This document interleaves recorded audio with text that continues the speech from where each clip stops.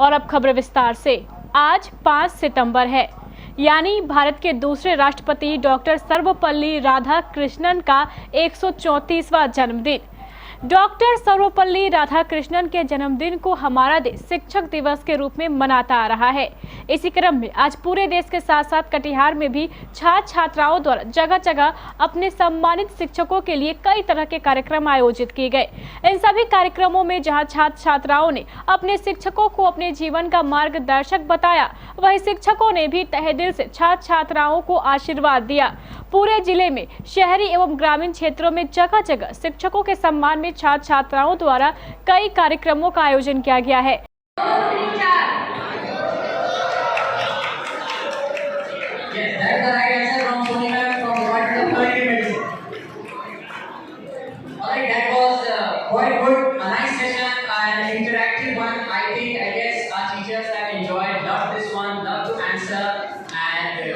Enjoyed the kind of session that we face every day, time and again, in our lecture theatres and in our university का जो कार्य है वो सिर्फ शिक्षा देना नहीं है, बल्कि शिक्षा के प्रसार को बढ़ाना है और एक ऐसी जनरेशन तैयार करना है जो देश के काम आ सके और भारत को मजबूत बना सके। और भारत हमेशा से संस्कृतियों का देश रहा है, इसलिए हमारे मूल्यों को सीखना और उसको जानना ये बहुत ज़रूरी है। और अलकरीम एजुकेशनल ट्रस्ट के माध्यम से चलाई जाने वाली सारी संस्थाएं इस बात में तत्परता से भाग लेती हैं। अलकरीम यूनिवर्सिटी में आज 5 सितंबर को शिक्षक दिवस यानी टीचर्स डे मनाया जा रहा है।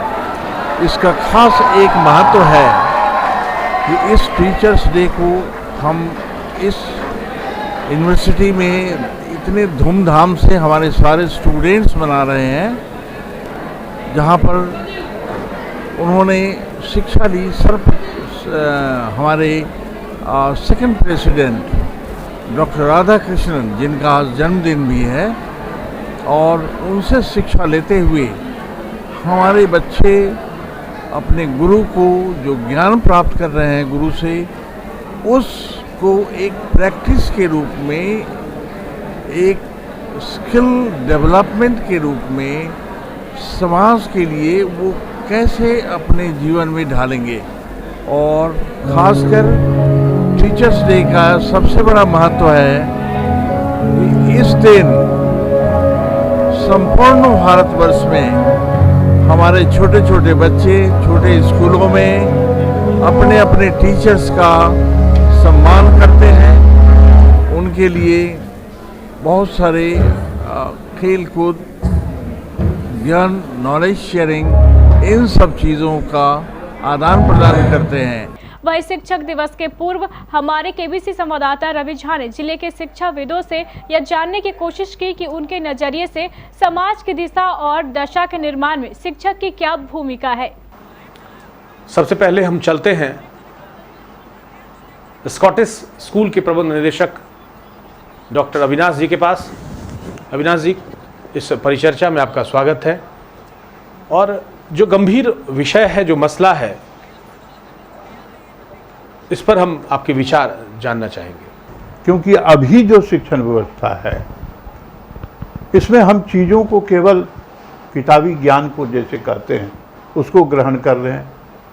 हमारी यादाश्त जितनी है उसमें थोड़ी मेहनत का तड़का यदि लग जाता है तो हमारे मेधाविता को, या हम बच्चों को, जो हम लोग जो स्कूल के शिक्षा से जुड़े हुए, उसमें जो देखते हैं कि कौन बच्चा पढ़ाई में अच्छा है या खराब है, इसका निर्धारण 1 या 2 जो एग्ज़ाम्स होते हैं साल में, उसके माध्यम से हम लोग करते हैं, जो कि मैं समझता हूँ कि एकदम सही नहीं है। क्योंकि कहा गया है कि हर बच्चे में कुछ ना कुछ अलग होता है। आज के डेट में ये मानना कि कोई बच्चा उसमें कुछ है ही नहीं, जैसे कभी कभी हम लोग कह देते हैं तुम्हारा कुछ नहीं हो सकता, तुम कभी नहीं सुधर सकते, ये सब जो निगेटिव एस्पेक्ट है, ये तो बहुत ही गलत है और ये बच्चों के दिमाग पर बहुत ही गलत प्रभाव पड़ता है। ऐसी वास्तविकता है नहीं। हो सकता है कि कोई बच्चा पढ़ाई में बहुत आगे जाने की क्षमता न रखता हो, लेकिन एक चित्रकार बनने का, एक गायक बनने का, एक स्पोर्ट्समैन बनने का, एक समाज में समाजसेवी बनने का, उसमें ऐसे तमाम गुण पड़े हुए हों जो एक केवल पढ़ाई करने वाला जो बच्चा है उसमें वो चीज़ें कहीं ना कहीं कम हैं।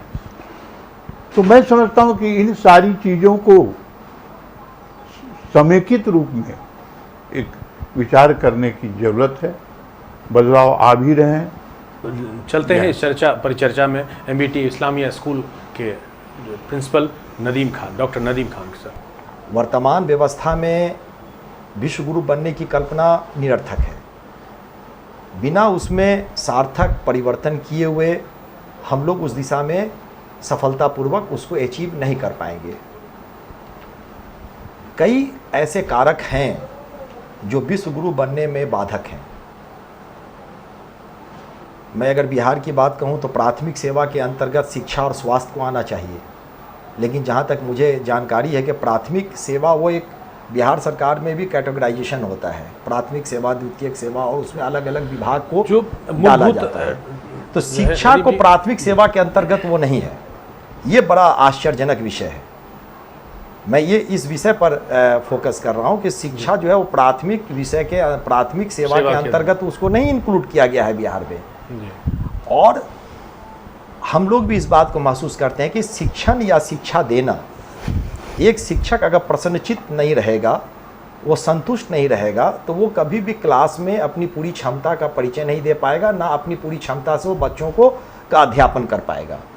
इसलिए आवश्यकता है कि कई प्रकार की विसंगतियों पर भी ध्यान देने की। एक शिक्षक शैक्षणिक कार्यों से ज़्यादा उससे गैर शैक्षणिक कार्यों को कराया जाता है। ये बहुत बड़ा एक मूल समस्या है जो वर्षों से शिक्षकों के द्वारा विभिन्न स्तरों पर उठाया जाता रहा है, सरकारी शिक्षकों के द्वारा, कि आप गैर शैक्षणिक कार्य उनसे कराते हैं। और बोरा जो है मध्याह्न भोजन का जो है वो बोरे बेचने की जिम्मेदारी उन्हें दी जाती है। तो कोई शिक्षक सिर पर जो है बोरा लेकर के टोले मोहल्ला घूम रहे हैं, बोरा ले लो, बोरा ले लो, इस तरह जो कटिहार में भी बात सामने आई है।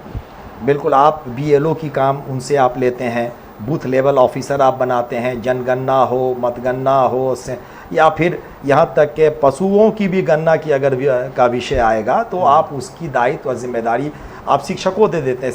अभी तो हाल में वो आपने देखा होगा समाचार में कि भाई शराबी को भी पकड़वाने की जिम्मेदारी शिक्षकों को दे दी गई। उससे पूरा आपने देखा होगा कि खुले में सोच के लिए अगर कोई जाते हैं तो उसको भी चिन्हित कीजिए। आप उन सारे कार्यों में शिक्षक को लगा रहे हैं कि भाई कौन सुबह सवेरे खुले में सोच करने जा रहा है, आप उसकी रिपोर्टिंग कीजिए, कौन दारू पी रहा है उसकी रिपोर्टिंग कीजिए, आपको बूथ पे बैठाया जा रहा है। तो सारे गैर शैक्षणिक कार्य जब आप शिक्षकों से ले रहे हैं, वो जब मानसिक रूप से तनाव में रहेगा तो निश्चित तौर पे वो अपना ऑल आउट एफर्ट, अपना पूरा वो क्षमता का परिचय नहीं दे पाएगा। प्रबंध निदेशक हैं स्वामी विवेकानंद सेकेंडरी स्कूल जयप्रकाश नगर के बालाजी मिश्रा, उनसे भी जानते हैं इस परिचर्चा में इस विषय पर उनके क्या विचार हैं। सबसे पहले एक पत्रकार की नज़र से क्या सोच रहे हैं, क्या जो विषय आपने रखा है कि वर्तमान जो परिस्थिति है देश में, ऐसी शिक्षा की जो व्यवस्था है, जो शिक्षा का तंत्र है, क्या इस तंत्र के साथ हम विश्वगुरु बनने की राह पे हैं या बनने की ओर अग्रसर हैं? तो मुझे लगता है कि बहुत मुश्किल है, कठिन कार्य है कि हम विश्वगुरु बने। एक चीज़ जो हमें विश्व के अन्य देशों के साथ जो हमारी व्यवस्था अलग करती है, हमारे यहाँ आफ्टर ऑल पूरे देश में, मैं बात करूं बिहार की ही नहीं पूरे देश की बात की जाए तो यहाँ पे आज भी एक गुरु शिष्य परंपरा का निर्वहन किया जा रहा है। गुरु को देखते ही पैर छूने की परंपरा आज भी अगर है तो भारतवर्ष में है। और गुरु का जो यहाँ पे एक स्थान है, जो एक महत्व है, इन तमाम विपरीत परिस्थितियों के बावजूद गुरु को यहाँ सर्वश्रेष्ठ मानने की परंपरा वाला ये देश रहा है। विश्व के किसी भी अन्य देश में गुरु को पैर छूकर सम्मान देने की परंपरा नहीं है। लेकिन विडंबना यह है कि उस देश में जहाँ सदियों से गुरु शिष्य की परंपरा का निर्वहन किया गया है, वहाँ आज के वातावरण में, आज की व्यवस्था में चारित्रिक निर्माण के ऊपर सरकार का कोई जोर नहीं है, कोई फोकस नहीं है। जब तक आप चरित्र निर्माण पे ध्यान नहीं देंगे, सीबीएसई में मैथमेटिक्स में कुछ क्वेश्चंस आते हैं, मेंसुरेशन के कुछ क्वेश्चन होते हैं और उसमें पूछा जाता है कि इसमें आपको कौन सा मोरल लेसन मिला। एक छोटी सी पहल है, ये ऊंट के मुंह में जीरा है। मैथमेटिक्स के क्वेश्चन में मोरल वैल्यू का अगर आप एक क्वेश्चन पुट कर देंगे तो उससे चरित्र निर्माण के ऊपर आप जोर नहीं दे सकते। कोई भी विद्यालय हो, पूरे देश भर में सरकारी विद्यालय हो या सीबीएसई या आईसीएसई से एफिलिएटेड स्कूल्स हों, प्राइवेट स्कूलों में तो आज भी मोरल वैल्यूज की पढ़ाई होती है, औपचारिकतावश ही पढ़ाई होती है। लेकिन सरकारी विद्यालयों में तो मतलब मोरल वैल्यू, नैतिक शिक्षा नाम की कोई चीज़ ही नहीं है। और जब तक आप चरित्र निर्माण, नैतिक शिक्षा पर जोर नहीं देंगे तो आप कैसे लोग पैदा करेंगे। विद्यालय क्या है? ये राष्ट्र निर्माण में आहुति देने वाले लोगों का ये निर्माण स्थल है। यहाँ से सब निर्माण होता है। राष्ट्र का निर्माण, राष्ट्र निर्माता शिक्षक को क्यों कहा जाता है? बड़े बड़े जो भी महापुरुष हुए हैं उनके व्यक्तित्व के निर्माण में कोई ना कोई गुरु रहा है, शिक्षक रहे हैं। लेकिन उसी पे हम जब ध्यान नहीं दे रहे हैं तो आज हमारे यहाँ से जो प्रोडक्ट निकल के जा रहे हैं, हम लोग एक सिर्फ सर्टिफिकेट इशूइंग अथॉरिटी बन के रह जा रहे हैं। विद्यालय और कॉलेज आज सिर्फ प्रमाण पत्र बांटने वाली संस्थाएं बन के रह रही हैं। कुछ अपवादों को आप छोड़ दें तो। विश्व गुरु हम कैसे बने, इन विषय पर चर्चा करने के लिए आप सबों का बहुत बहुत धन्यवाद। हम ऐसे ही गंभीर विषयों पर आप सबों के बीच हाजिर होते रहेंगे। तब तक दीजिए हमें इजाज़त। धन्यवाद।